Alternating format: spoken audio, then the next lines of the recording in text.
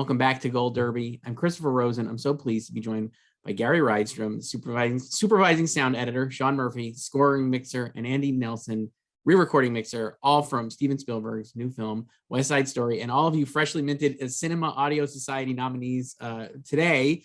So congratulations on that. That's very exciting. And it's exciting to talk to you today about that and everything else. So thank you for doing this all.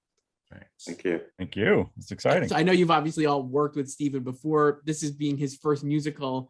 And I, some of you have worked on musicals before. I guess, like, what were those, what were the early conversations with him about it, how this should sound, and specifically how the musical should sound, I guess. And I mean, all of you could speak on this, or I don't know how you want to start, but maybe Gary, we'll start with you and we can move up. At least you're at the top of my screen, it looks like. So. Well, I share one thing with Steven on this. It's his first musical and my first musical mixing. So I went in with trepidation, going, I don't know what this will be interesting. I hope it's fun. And it was more work and more fun than I thought. But I leave it to Andy and Shawn, because the music department did yeoman's work on this, and it was fun to watch. Well, Gary, you put plenty of work into it. Plenty of work.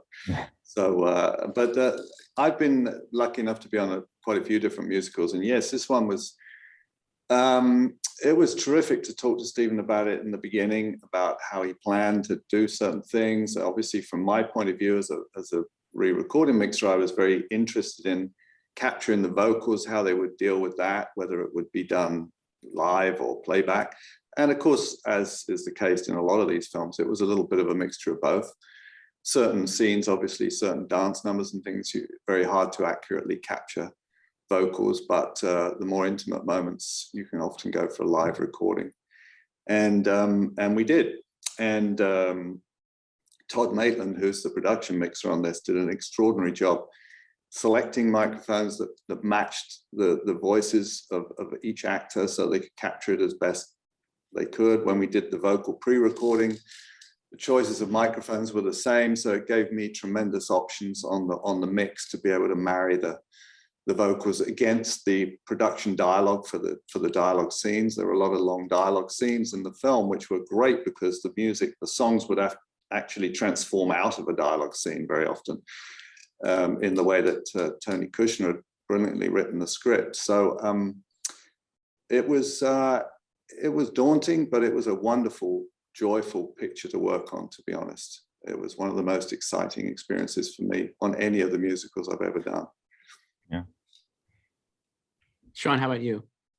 Well, aside from what Andy's already mentioned with the vocal recording, and we knew early on that we wanted to have a selection of microphone choices for Andy to work with. So, typically you would pre-record vocals with studio microphones, but we decided to also include a shotgun mic, mimicking a boom, and a lavalier mic, mimicking the RFs that Todd was going to use, so that Andy would have a good palette of choices in terms of matching straight through. Because I think that's one thing about musicals that we all react to, is difference in character, difference in ambience, difference in quality when we go from a vocal to a dialogue scene.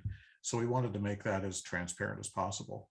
And the second thing, from my point of view, was to take this traditional musical, in which we used mostly the Broadway arrangements, 35-piece pit orchestra, and make that really fill the screen and fill the theater cinematically, without robbing it of its intimacy and the detail that's present in the orchestration. There's a lot of wonderful detail in the original Broadway orchestration that's never heard.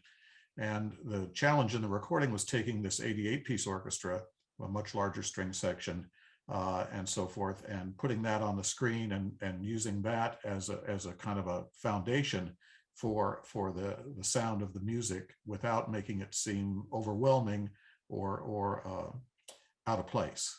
Mm-hmm. So I think those were the kind of the big challenges right off the bat. Yeah, and Gary, how about you? I mean, like you said, like for musical, I guess, like, I don't know, what maybe surprised you about like doing a musical and like, the whole thing? Well, with music, the trick with a musical for me is to be, in this movie especially, had this combination of, it had the stylization of a musical, because people are singing. It's not normal. It's automatically stylized. but it's also natural. So the movie blended these. It had to feel like 1957 New York. It had to feel like they were really moving in a space and walking and dancing. And there was a physicality to the performance that I had to bring with Foley and sound effects and ambiances and that kind of stuff. And that's what I went in curious about, how much of that realism do I put into this movie? And it turned out a lot, because the setting, New York setting, and where they live in their neighborhood was part of the story. And I did play a part in what I think works really well in this movie, which you always believe that those characters are singing and performing on, in those locations in a reality. And you never for an instant think we've gone into traditional musical. So I'm very proud of how this musical harkens back to the classic feel of musicals, but has a realism that I think is important. Yeah, I have to say, I'd not, I mean, I kind of figured maybe it was like you guys are talking about, but like watching it, never once was I pulled out of it, like thinking that you guys are, or have, that it is a pre-record, or that they're, not singing on the set, or all those different things. It's just, everything is so seamless. And I think that's incredible. You mentioned something there, Gary, that I want to talk about too. Obviously, like, I know it was very important, Steven, to have like the era be represented accurately and stuff, but at the same time, you're doing, like a fantastical version of New York, or a musical version. I guess, can you talk, like, when you're trying to recreate the sounds of the era, do you go back to like try to find recordings of the era? Do you know what I mean? Like, or how do you like research it and try to make it, or do you make it sound like people think they would remember the era, how it sounds? You know what I mean? Like, how realistic is realistic, I guess. Well, if you think about it, and only sound people really think about this, it's hard to make, or it's hard to find good quality recordings from, say, 1957. They're just not as good. And I did find some, and from old studio libraries and things, but essentially you recreate traffic with recordings of old cars, you record old horns, we actually had an actual crank siren that we recorded here on Skywalker Ranch, sort of reverberating through space. So you do have to recreate, the sense of 1957 New York from the ground up. But that's what's fun. I mean, I love the sound. I love the sound of the world from that era. The cars were better, the horns were more interesting, everything was more interesting. There was one thing I got called out on, someone noticed it in the press, I thought it was amazing, where the current New York subway, when it breaks, it has the 3 notes at the beginning of Somewhere. And, just random, it's perfect. So we use that, which is inaccurate. It is not the way the subway sounded in 1957, but we had to, because it's a little bit of Bernstein hidden in the subway breaks. Before this, I was looking that up, and it's remarkable to me that is a thing that is just naturally occurring, and yet is the notes. Was that, how did you come across that? I guess, like, to even reference that, because like I did not known that until, like you said, like I saw the film, and then I caught it in the film, obviously, and then I was like looking online, and people have like made a connection to that I think it's after 2000. That's what the cars sound like. But how did you even find that, or like even think of that, I guess? I'm a little embarrassed to say that I never heard that. And I got recordings from New York, sort of modern subway stuff, as part of collecting for this movie. And I, like, discovering this for the first time, went, it's Somewhere. It's the first 3 notes of Somewhere. It's amazing. Then I find out everyone knows about this, especially in New York. So we definitely had to use it. But what's amazing to me is that 3 notes are identifiable. I mean, talk about name that tune, to have those 3 distinctive notes. Everyone hears Somewhere, everyone hears Bernstein in it. So I was happy to use it in the movie. It's so cool. And I have to say, I've been in New York my whole life, and like been on the subway line, never noticed it forever. So I don't think you're not wrong. And I don't think every New Yorker maybe would have noticed it either. Yeah. If I ever do another musical, I have to figure out what songs are played by the subways in New York and work from there. Can you guys talk about, like, I mean, like, when you're talking about like a lot of these are some of the most famous songs, like we're talking of all time. I mean, like, certainly musical theater songs, and just in general. I mean, like, everybody knows these songs. Was there one that was most challenging or most exciting for you guys to, like, kind of mix and make, make new for this version, I guess, like, and like kind of, how did you guys think about that? And like, what was like a great one for you guys? I guess, Andy, you want to go for that one first? Well, that's an interesting question. I haven't thought about this one. I mean, each song had its own unique feel. I mean, America, of course, is the sort of centerpiece of the movie, And so it was so much fun to get all the city sounds and the Foley and everything that made the dance scenes so rich, because that one is a real crowd pleaser, that particular song in that part of the film. And I think that was a lot of fun. We took a lot of time to get that one the best we could, but each song had its own, the dance at the gym, although there's no vocals, was tremendously complex.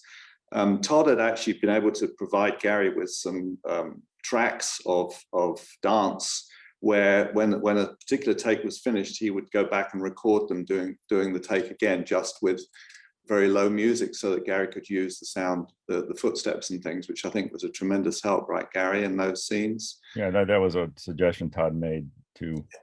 And the amazing thing is that Spielberg allowed time on the set to do a record pass of the dancing, which takes time, and it uses the dancers, and it became very valuable for, especially in the gymnasium scene, the actual sound of the dancing.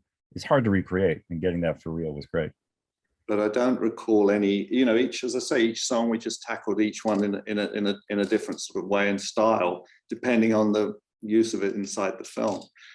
And I think musically, Shawn, it was, the challenge on Somewhere, for instance, was finding the right balance that we could use for such a gentle moment in the film. Yeah, it's true that it's interesting. You go to things like the Dance at the Gym in America, and those are the obvious big production numbers, and the quintet and Cool, and they're all big. But actually, in a lot of ways, Somewhere was one of the most difficult, because it was a mostly live vocal. It was an arrangement that David Newman had done of the original Somewhere, which is usually sung off stage. It's usually a vocal sung off stage in the theater. And it's sung on camera in this case, and was mostly sung live on the set and directly after shooting with takes by Rita. And so putting that vocal together and then kind of making it fit the arrangement, because you can't ask her to follow a track on the set. She really has to sing it her own way and to make it that performance her own. So in a lot of ways, that was one of the particularly most difficult musical moments to get right. And I think ultimately it really turned out well, but it turned out to be pretty disparate at first, and then it wound up coming together. That's interesting. Yeah, it is a great moment, and it is so. I feel like it's so, like you said, it's such a quiet moment. If there's anything misfiring in that sequence, you're definitely gonna notice. So it is great how it comes together. You mentioned, like, they're talking about how, like, Steven. Andy, you were talking, and Gary, both of you talking about how, like, he gave time to get that recording at Dance at the Gym and stuff. I mean, you've all worked with Steven before. Can you talk a little about, like, is that the kind of thing that makes him Steven Spielberg, basically? Like, what is about him that is, like, makes him such an incredible filmmaker, and, like, how he kind of works with you all, and, like, how that has evolved in your relationships, I guess, working relationships. Gary, can you want to start, and we'll go back around too? Well, first, he knows. He's as well versed in filmmaking and what it takes as anyone, so he knows. And then he allows people who need the time to do their jobs right. He's a wonderful director, and certainly a lot of us have worked with him a lot in both collaborating and directing us to do our work, but also acknowledging or allowing us to do some of the special things that we bring to the movie, and he allows that to happen. It's he has an amazing crew, and this film was massive. So what was impressive was the massiveness of it, the number of speaking parts, the number of tracks of the music, the set pieces, the dances. It was a lot to stage and to organize, and so our part of it was busy that way too. But he's just so, well, professional is a boring word, but he knows filmmaking better than anybody. He really does, and it helps us. Yeah, I agree, Gary. I think one of the things that I find, having worked with him so many times now, is he works on such an emotional level. And I've told this story before, but there's a sequence in one of the films where I played something to him, and it was very complicated, and he was quite emotional watching it, and just said, let's just sort of move on. And that's very much the way he works. If it's affecting and it's working, he's not going to dig deep and start to, pull it apart, which unfortunately certain directors will tend to do, just for whatever reason. But I love the fact that Steven's much more from an emotional point of view, and I think that it gives us freedom to try things out and present them to him. And if it's not working, we'll go back and try a different approach. But often with him, it's if you've captured something emotionally, he's going to be really good with it. So I find that very empowering to work with him for that reason. I'm always moved to see, when we work on these movies, to see him react emotionally to his own movie. Sometimes you're so distant, yeah, and try to be objective, but he's emotionally driven as a filmmaker, and you can see him. You see him emotionally react to, and West Side Story had many of those moments. yeah. You could see him react, and so that's when he knows it's done, which I think is a great way to direct. Right. Well, and he's also just a real music enthusiast. He comes to every session. He's there for every pre-record. He goes to the vocal sessions. He's there to listen to mixes. He makes suggestions mostly based on his cinematic instinct and his emotion. And they're invariably good suggestions in terms of the balances and the performances. He knows the material inside out before you ever set foot on the stage. And he is nothing but positive in terms of getting from point A to point B. I mean, every input is always helpful and positive. And I can tell you from having done many scores with him, the way he works with John Williams, the way he worked with Dave Newman and Gustavo on this, was the same. It was always very coming from a basis of a lot of knowledge and great skill set in filmmaking, and calling out the emotional responses to what we were doing. So he was terrific. He's always terrific. I mean, I think as a viewer, it's like you could just tell that like what you guys are saying is like confirmation that like of what you see, like he just cares so much. And I think the enthusiasm that he has for the projects that he does and the emotion that he's able to bring out is so, you just know that as a viewer, and not to like besmirch other filmmakers.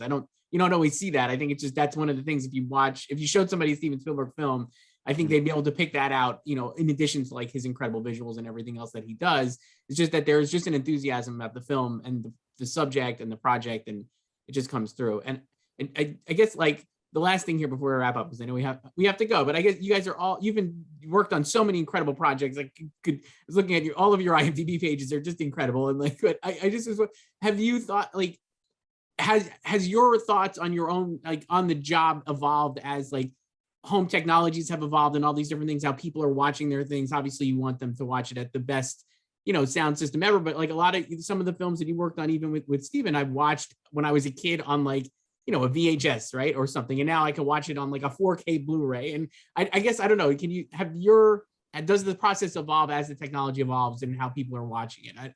That's a broad general question, but I was just wondering. Well, I'll tell you, from my point of view, that the picture on the screen is the same picture as it always was. When I first started work in the cinema when I was 16, it was for the love of a big screen presentation of a film. And I still feel that today. And I hope it never dies. I mean, I haven't changed my thoughts about the way I work, particularly with all the technology, just because I think what we do is tell stories. And I just approach it fairly simply, to be honest. The technology can sometimes take you the wrong direction. You get involved in details and process. And like Andy says, I think it's all about what's on the big screen. And West Side Story was proof again that in an era where a lot of us now are starting to work in small rooms or on computers, or even at home. Over the last couple of years, there's a lot of home work that we had to do for pandemic reasons.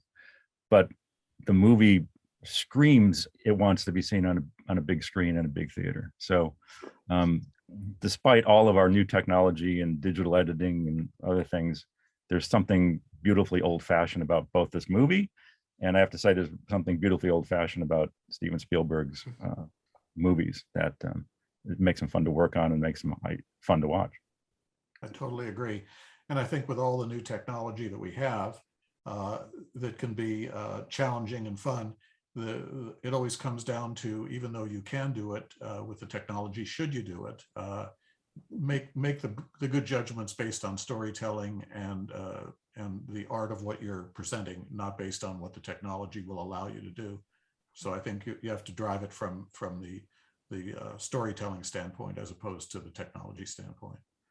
Yeah, for sure. And I think like, you know, like I can I can remember I obviously grew up, I watched The Godfather on TV just as a total random aside. I was like, I got to see it in on a big screen when I was in college for the first time. And when the car blows up and Apollonia dies, I've never heard anything that loud and like that perfect in my life in the theater. And it like changed the way I think about that still. So obviously I think, and with West Side Story too, getting to see that on the big screen was a huge treat. And it's a great film. Gary Rydstrom, supervising sound editor, Shawn Murphy, scoring mixer, and Andy Nelson, re-recording mixer, all of whom worked on Steven Spielberg's West Side Story. This was great chatting about the film. I love it so much. Thank you all for doing this. Thank you. Thank you. Thank you.